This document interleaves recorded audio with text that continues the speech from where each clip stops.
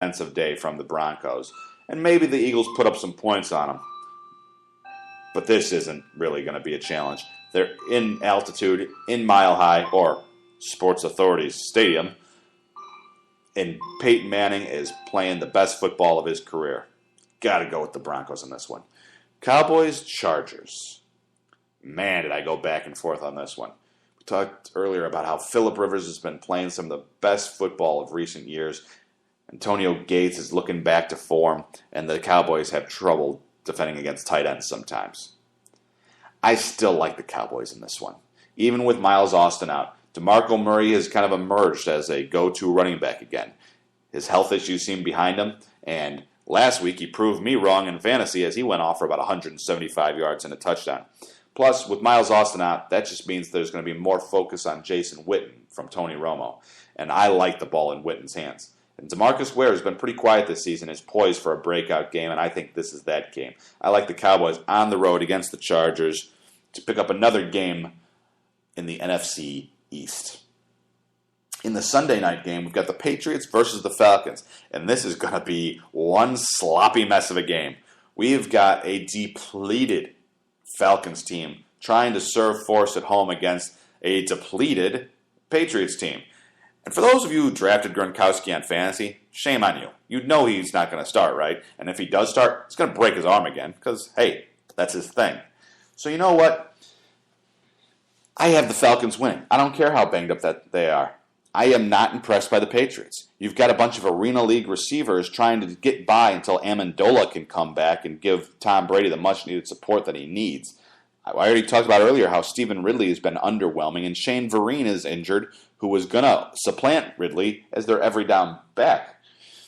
They lack weapons, and that defense is not carrying that team. I think Julio Jones and Tony Gonzalez are just going to have their way with that Patriots defense, especially in Atlanta. I like the Falcons in that one. And what's the most interesting matchup of the week? Monday night. Dolphins go to New Orleans to face the Saints. If this game was in South Beach, I might have picked the Dolphins for the upset. But the Saints in the Superdome are virtually unbeatable. In football, I think often home field advantage is overrated. The fact is, the fields themselves do not differ from stadium to stadium, except for maybe kickers. The crowds largely don't have the kind of impact that most people think they would. You know, you think the crowds in Tennessee, Jacksonville, Buffalo, San Diego, you think they're putting the fear in anybody? There are only a handful of places in the NFL where the crowd really makes a difference. Seattle, Chicago, Green Bay, and New Orleans. Those are the ones that really, really make a difference. And while the Saints are a flawed team, their running game hasn't got on pace like they thought they would. The defense has been great, but it's a very aggressive defense that can be taken advantage of. And Drew Brees, while he's playing fantastic, his supporting cast is not living up to expectations. Lance Moore has had a very mediocre season, and Marquise Colston has not stood out like he has in previous years. Only Jimmy Graham seems to be living up to the hype, and Drew Brees has been leaning on him heavily. The Dolphins have been playing just great all-around football. However, they don't excel at any one thing. They have a very good defense. They have a very competent offense, and they have very good special teams. But they are not league dominant in anything. Tannehill, while playing great, is not putting the fear of God in anybody. That defense, while stopping people and giving their offense a chance, is not the intimidating force that the Chicago Bears have been. And the special teams, while it doesn't feature anybody like a Ted Ginn Jr. or a Devin Hester, has been constantly putting the Dolphins in good position. Can they get the upset? Yes. Because the Saints are not as great as everybody thinks they are. But they are in the Superdome. And for that reason, we are going with the Saints over the Dolphins. And that is my Week 4 Pick'em. And just as I always remind viewers and listeners, I do not gamble. So always take these picks with a grain of salt. And if you're gambling on the games, do your research and make your own opinions. Don't just lean on me. And there is my public service warning. If you've got any qualms or issues with my picks, Give me a call. Love to hear from you. 630-534-0779. Switching up from professional football, going over to college, kind of an interesting thing happened last week. A number of players were spotted wearing the initials APU on their uniforms in various places, wristbands, shoulder pads, etc. The APU stands for All Players United. It is a media push by the NCPA, the National College Players Association. This is a group that is an advocate for NCAA reform. And they're trying to get the message out and trying to unite college players into standing up for what they believe should be their rights and for reforms in college football. And I think their aims are pretty admirable. Their main focus is on the health of athletes. Because right now, since obviously all college players are viewed as amateurs and are not paid and are student athletes, there's really no obligation from the NCAA to provide any sort of health care or reimbursement to these players who quite literally are putting their health on the line every week. So this group, the NCPA, is trying to advocate health and safety. They're trying to bring awareness to the NCAA's lack of responsibility in the areas of brain trauma and concussions, the lack of player protections in place, and the fact that it doesn't look out for its injured players. They want the NCAA to start funds to give to injured players. They want to start special scholarships for players that get injured and can no longer play football, but get to keep their scholarships in place so that they can still complete their college education without being hamstrung by a bunch of otherwise free tuition and costs associated with college. And the big thing is, and this really came out with the NFL lawsuit over concussions with the Players Association. One of the biggest problems the Players Association was going to have against the NFL is proving that the trauma to the head and all the concussions didn't start in college, but were started in the NFL. That was going to be the main hurdle to the players' side of that argument. This group wants the NCAA to start being proactive in screening for and upholding safety limits as applied to college players. So I think it's an admirable goal, and I've already given my views on the NCAA. I don't like them, I never have, and it's only a matter of time before one of these super conferences breaks off and starts its own conference, because the NCAA is like a parent, like a helicopter parent to a 22-year-old son. At some point, that kid's going to leave the house and go out on his own, and it's just a matter of time. So good for this group for promoting a good cause, and I am curious to see how it goes moving forward. So, good for them. The other storyline that I've really taken from this football season is the dominance of the AFC over the NFC.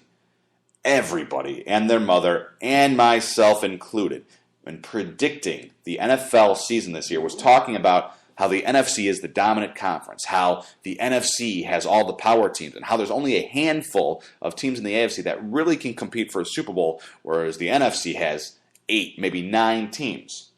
Well, after 3 weeks, that is not the case. In AFC-NFC matchups, there have been 14 games. The AFC is won in 11 out of the 14, a whopping 11 out of 14. So 11-3 is the AFC lead over the NFC this year. In this past week, the matchup, the Browns upset the Vikings in Minnesota. The Dolphins beat the Falcons, showing that they're for real. The Colts beat the 49ers in San Francisco. And the Bengals beat the Packers in Cincinnati. A lot of upsets all on the AFC side. Those teams going 4-0 over the NFC. 4 of the 7 undefeated teams left in the NFL, 4 of them are from the AFC. And of all the teams with winning records in the AFC, 10 of the 16 teams, 10 of them have winning records. In the NFC, only 5 of 16 have a winning record. 5 of 16. And here's the most telling statistic. Of last year's playoff teams from the AFC, so the AFC representatives in last year's playoffs, this year, 14-4. The NFC playoff representatives last year, this year, are 7-12. And 5 of those victories have come from the Seahawks and the 49ers. The Seahawks have 3, and the 49ers just picked up win number 2 last Thursday to go 2-2 on the season. And they're carrying the load. So without them, the rest of the NFC playoff teams from last year are 2. They are 2-10. 2-10. That is just shockingly horrible. I mean, really, NFC? This is all you can muster?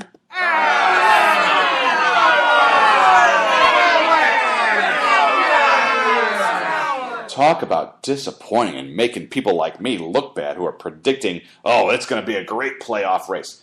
Right now, the NFC East should forfeit its playoff spot and let another AFC team go in. Because let's face it, so far in that NFC East, no one deserves a playoff spot. Whereas you've got teams like the Chargers and Titans who are coming out of nowhere, and when they lose heartbreakingly. Both teams have lost an overtime or last-second game on a field goal. Those teams are looking good, whereas we're constantly having the Cowboys, the Giants, and the Redskins shoved down our throat, and they just continue to make football look like a joke. But it is interesting, and it's shocking to see. A few other subjects I wanted to talk on before we wrap up with our final segment, which is for the love of the game, and that is the MLB Playoffs. I've been waiting for a while for this one because I love baseball. And I know for a lot of people my age, baseball's slow, season's too long. I love it. Yeah, the season should be a little shorter, but I am really excited. And thank you, baseball, for being so exciting these past 3 years especially. In the past 3 years, all the playoffs and the playoff races have come right down to the last week of the season. Even last year, coming down to the last game, and 2 out of the last 3 years, there have been 1-game playoffs to determine seeding and who makes it into the playoffs the past couple of years. It's just been exciting baseball. So take a bow, MLB.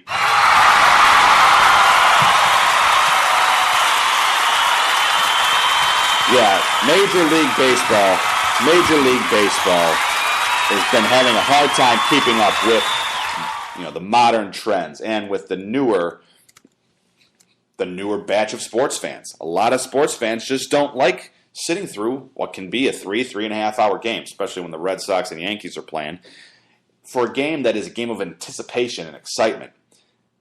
I mean, heck, I went to a baseball game. I see people reading books in the stands. Completely baffles my mind.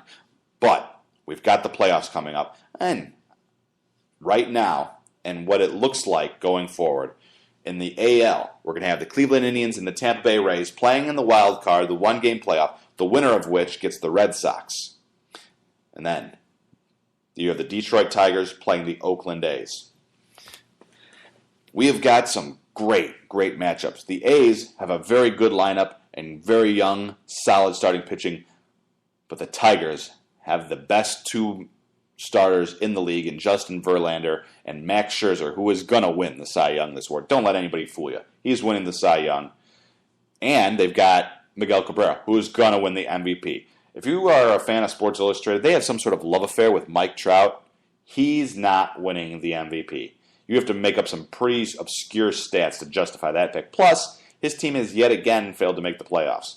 Miguel Cabrera is going to win this MVP in a walk. He's been the best hitter, been the best player for a team that has been leading its division virtually nonstop throughout the entire season.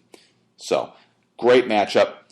But the fact of the matter is, for the A's to beat the Tigers, they're going to have to beat Verlander and Scherzer. Because in a 7-game series, they would face those 2 guys twice each. I don't see that happening. I can't see Scherzer and Verlander losing to the A's. They're dominant pitchers. They're big game players. And the Tigers put up a ton of run support, so they only have to be average. I like the Tigers to take that one. In the playoff game, you got the Rays versus the Indians. The Rays are too inconsistent, but it is a 1-game series, so you're likely going to see David Price taking on whoever is going to start for the Indians. I'm guessing it's going to be Justin Masterson. I like the Indians. I mean, they just are a scrappy bunch that no matter what seem to pull it out this year. I haven't been giving them the benefit of the doubt. I thought they were going to collapse all year, but they hung in tough.